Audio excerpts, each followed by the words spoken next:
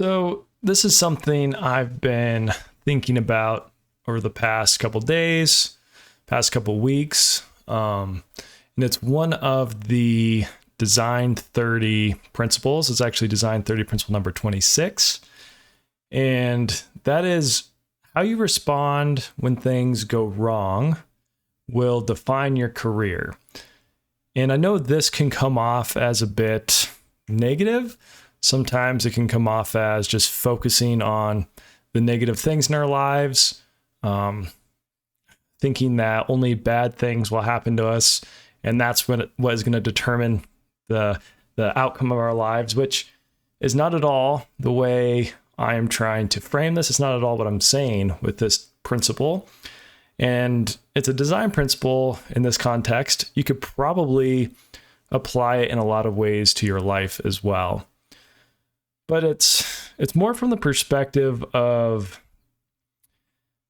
things that will impact your career the most and things that will impact your life the most a lot of the time, or things that will force you to make decisions, these things that end up being these seminal moments in our lives are often not good things. Sometimes they are good things, and that is great.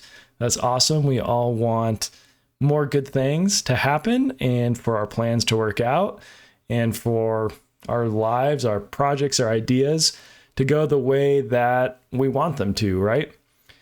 But those often don't lead to our most difficult decisions. It's more when things go poorly, when things go wrong, when things outside of our control just take a turn and throw something at us that maybe we weren't at all prepared for, we weren't expecting, and it forces us to make a decision. This could be losing a job, maybe just comes out of nowhere. You get laid off, get canned for some reason, who knows? Could be the economy has a downturn, could be that your company's going in a different direction and they don't need your department anymore. Who knows? But losing a job is often a bad thing, and it's going to force you to make a lot of decisions about what do you want your career to look like? Do you want to continue in this career? Do you want to stay in your same town? Do you want to look for jobs that are remote? Do you want to maybe explore a new city? And that can lead to new opportunities and all these new things that might change your career in ways that you never imagined, right? So a bad thing forces you to make some of these difficult decisions, and then that is going to then change the trajectory of your career. It could be something like not getting a promotion. It could be a new product that you're working on that absolutely flops, just totally fails, doesn't go anywhere, and you're questioning why you're even in this. You're questioning why you're even a product designer. Like, well, do I even know what I'm doing with this thing? And those are some of the moments where you have to take a hard look at yourself. What skills do I have? What skills don't I have? What do I need to improve at? Is this something that I can control? Is it just something that happened to me? Was it a bad risk? Did I not do my homework? Did I not understand the market? And so these are the sort of things that will go through your head and go through your head a lot more when things go poorly, when things go wrong. And so how you respond to those things is going to have such a big impact on the rest of your career. It's going to be a lot of these decisions you make when things aren't going well that will just change that trajectory of your career. It doesn't even have to be by much, right? If you think about it in terms of angles, if you just deflect by half a degree or 1 degree, that over a long distance, or in this case, over a long period of time, it starts to veer pretty far off, right? So that trajectory of your career is going to end up in a lot different spot than it would have. So that's kind of what I've been thinking about and what I wanted to talk about in this episode. This is the Design30 podcast. Thanks for joining. As always, if you want to support the podcast, make sure you like the YouTube video, share it with your friends, subscribe to the channel. You can subscribe wherever you're listening to this on your podcast app. And then you can also leave a review in your podcast app, and that is also very, very helpful. So if this is something that you have been enjoying, make sure you do that. So let's keep going along this thought process. So again, this is Design 30 principle number 26. It's how you respond when things go wrong will define your career. And often these things aren't your choice, right? These are often things that you just have to respond to. They're things that, like I said, just come out of left field and you may or may not be prepared for. And so there's a lot of different responses you can have when these moments come up. You may be tempted to have a more woe is me attitude, like, oh, why do these terrible things always happen to me? Things just never seem to go right. And there's nothing I can do about it. I just have bad luck. I'm just somebody with bad luck, right? That's probably not the best attitude you can have, but it's often a temptation, right? It's something we all deal with. You might have a lot of pressure all of a sudden descend upon you, depending on what went wrong. If this is a product launch that completely failed, and now your company is looking at you to figure out how to solve it, or how to come up with the next new product, how to design that next new product that's going to save the company. And there might be a lot of other people's jobs on the line. Likely your own job, but potentially other people's jobs. And so that can be a lot of pressure. So are you going to be someone who responds to that pressure and kind of meets that moment? Or are you going to be someone who tends to crumble under that pressure, right? So again, you can see how these things will define your career. If you're someone who's going to crumble under that pressure, that's going to change the trajectory of your career path, right? And if you're someone who rises to that moment and meets that moment, excels under that pressure, and you're also looking at probably a very different ending, a very different trajectory for your career. And on a more personal health level, are you someone who is going to stress out over these things, often things you have no control over? Or are you going to be someone who understands that this is a difficult thing that happened? Maybe it wasn't your fault, but you're still going to do your best. You're going to, just kind of take those waves, take those lumps, and keep moving forward. And this is something that for me personally, I think I definitely need to work on. I tend to stress out over things. I think most of us do. And that can have really detrimental effects on your health. It can have really detrimental effects on how you sleep, on how you eat. And those are all things that, in more of like a health perspective, are also going to impact your career, right? If you're a healthier person, your career will likely look one way, potentially be more productive, maybe a better overall career. And if you're someone who's unhealthy physically, mentally, in all these different ways, then your career could potentially take a turn for the worst, right? So again, how you respond when things go wrong, it's going to have a lot of impact on how your career ends up going and your satisfaction with your career. So you could be someone who has that woe is me, someone who crumbles under the pressure of these difficulties, someone who just stresses out and it impacts them negatively, mentally and emotionally and physically, right? Or you can be someone who sees the adventure in these things. And this is really difficult. I'm not saying this, you're like, oh, everyone should just be able to see bad things as an adventure. But really, you think about an adventure, there has to be some sort of, there's just some sort of problem. There's, you think of like storylines, there's rising trajectory, or you think of like the hero's journey and there's always some challenge, there's some obstacle, right? So if you can see these difficult things as those challenges, as those obstacles that are really difficult in the moment, but how I like to think about it is maybe when you're done, it's going to make a really, really good story, right? And that's the adventure part of it. So when things get hard, they can also get really fun. It can be something that energizes you. Actually, you can kind of take that stress and that anxiety and try to channel it into, okay, well, this is do or die. So I'm just going to go all in on it, go all for it, and see what ends up. Because in a lot of ways, if things just start to go bad, you could look at it as if you're playing with house money. It's like, if you do nothing, things will just continue to go bad. So what's the worst case of just going for it and trying and doing the best you can? Worst case scenario is things continue to go bad, but that's the same as not doing anything. So you kind of just shift your perspective a little and look at it more as the adventure, right? And I'm talking to myself just as much as I'm talking to everyone else. This is something that I'm constantly working on as well. And it's definitely much easier to say than to do. But these things that go wrong, these problems that arise, these things that blindside you, they often give you an opportunity to step up. And those opportunities to step up is usually when you grow, you learn something new. It's an opportunity to see where your shortfalls are, where your pitfalls are, what you're maybe not that good at, and to improve those, to push on those. Maybe those are the things that caused this problem to arise in the first place. And it's just now it's coming to the surface, it's coming to a head that you have to finally address it. And so you can look at it as an opportunity, look at it as an adventure, a chance to learn new things, learn new skills, and actually implement those to try to meet that challenge, try to address the problem, address what went wrong in such a way that you end up better for it when it's all over, right?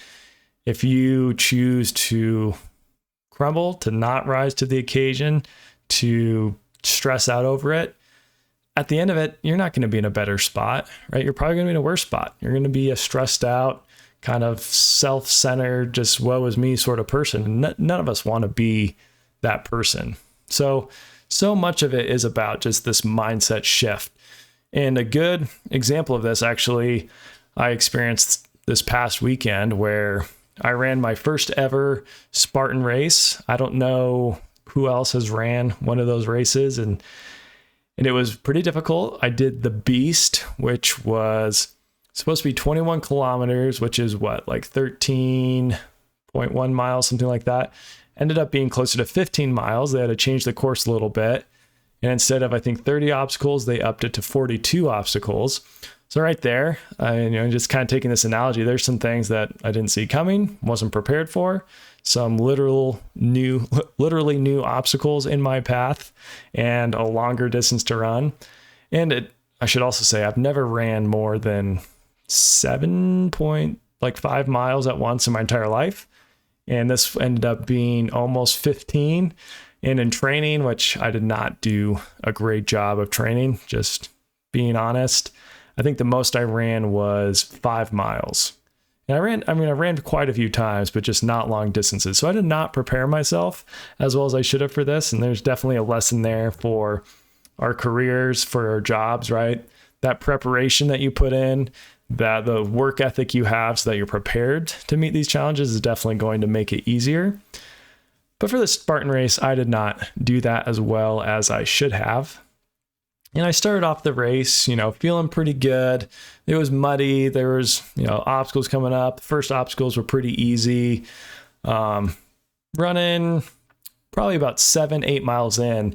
So again, like the longest I've ever ran, or about matching it. And I was feeling really good. I was like, man, this is going to be a good race. I think I might actually crush this. Body's feeling good, a little tired, but I'm not cramping up.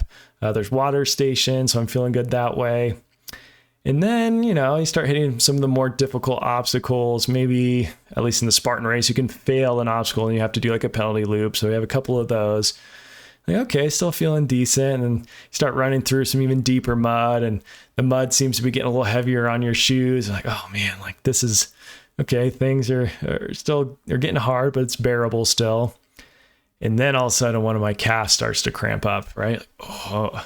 That's not feeling good. You kind of feel a little bit of tickle in your calf, and then the other calf starts feeling it too. And at this point, I know, like, this could be a really bad spot. And then a hamstring cramps, and now I'm in the thick of it. This is about 10 miles in, and my legs are just completely cramping up. Every time I go to take like a step to run or to kind of jump forward to start my run, just entire calf cramps up, completely locked up. And I basically like immobilized in a lot of ways. And so you're faced with this choice. I was faced with this choice. Do I just sit down? Do I call it? Do I start just walking back to the finish line?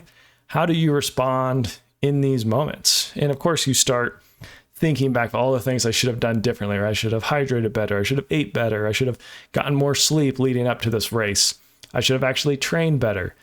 But in that moment, you can't do anything about any of that, right? It's all in the past. It's all done. The only thing you can do is just decide how you're going to address it in that moment. How are you going to respond to this thing, which is partially maybe your fault. Cramps could potentially be my fault because I didn't prepare properly. But in that moment, I didn't do anything to try to bring them on. It's not like I wanted to have cramping in my calves or in my hamstring. So in a lot of ways, it is analogous to this thing that just happens, right? And you just have to figure out how you're going to respond to it. And so in this particular race, I just tried to push through a little bit, realized I couldn't run without getting some major cramps. So I just started power walking and pushing through and just kind of made up my mind that no matter what, I'm going to finish that race. I'm going to cross the finish line. I might not be able to finish every single obstacle. I'll do the penalty loops, maybe do some burpees in there, right? But I'm going to finish this race. And just kind of like, it's just a mindset thing. I think that almost completely applies to a job situation, a career situation where these difficulties are going to arise and you just have to make up your mind about how you're going to address it, how you're going to rise to that occasion, what are you going to do to improve things? And that can look a lot of different ways. That can be buckling down and just getting better at what you do in your current job. That could be maybe it's time to move on to a new one, and that's how your career is going to grow and shift, and that's how you're going to grow your skills, and maybe that's the best way for you to lead you and your family, right? So again, it's that mindset that you're going to make a decision, you're going to push through no matter what the external things are happening, no matter if your body's starting to cramp up. And this is where people talk about endurance a lot, right? And in this race, I wouldn't say I really needed endurance at all. I mean, obviously my body needs some endurance to run the first 10 miles, but where the real endurance came was on the mental side. And that was at that 10, mile 11, at those points where like everything about it you just want to stop. You're thirsty, your body hurts, maybe you're starting to get hungry, you're seeing other people running by and you're getting jealous. And this is where the endurance really is required. And I think it's the same thing in projects. It's the same thing with a new job, right? You start off with a new job and it's going really well. Every now and then there's a little bump here and there, but maybe a few years in, you start to get to these points where things could get pretty difficult. In a project, you get 75% through that project and things start going wrong. Things start getting really difficult and all of your tests start failing and your designs aren't working the way you thought they would, right? And that's where it really takes endurance. That's where it takes that mental toughness just to, just take it moment by moment, issue by issue, problem by problem, and just keep pushing through. And I think, especially in a product development setting, this ability to endure, this ability to have endurance is critical. It's crucial. It's something that I feel like I've been learning a lot in some of my recent projects as well. Like it can be easy to want to throw in the towel. It can be easy to, just kind of give in to that, your body telling you to stop, right? You give in to like all these signs that, this thing's never going to work anyways. We're never going to figure this out. And those are a lot of tempting things, a lot of ideas that would be potentially easy to give into. But if you make up your mind that no matter what you're pushing through, no matter what you're getting to that finish line, that is what makes all the difference in the end, right? So again, this kind of brings us back to a lot of these decisions you make in the difficult times have these lasting impacts on your career, on your job, on the project you're working on. And it's often when things get most difficult, it's where these decisions are the most difficult. So when things are going hard, right, or things are going poorly, it's difficult to make decisions in those moments because there's a lot going on. Again, you're stressed out. You have a lot of pressure on you. But that is when being able to make the decision is often the most crucial, right? Those are the decisions that are going to make or break the project. Those are the decisions that are going to make or break your career, depending on what you're doing, make or break your business if you're running your own business. So again, it keeps bringing me back at least to this line that how you respond when things go wrong, it will define your career. So you want to prepare. You want to be prepared for those moments and do everything you can. Just like the race, I learned is I need to run a lot more. I need to hydrate a lot better. I need to eat a lot better. I need to sleep a lot better, right? All these little things that you can do leading up to those moments make a huge impact on your ability to rise to the occasion. And it's a little easier with a race when you know when race day is, you know things are going to get hard, but you don't necessarily know which mile it's going to get hard at, right? And all you know is that you have to prepare. You have to put in that work beforehand. And it's the same thing with your job. It's the same thing with your career.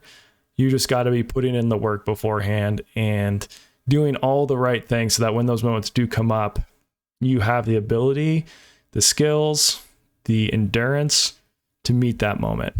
So that's all I have for this podcast. Again, thank you very much for listening.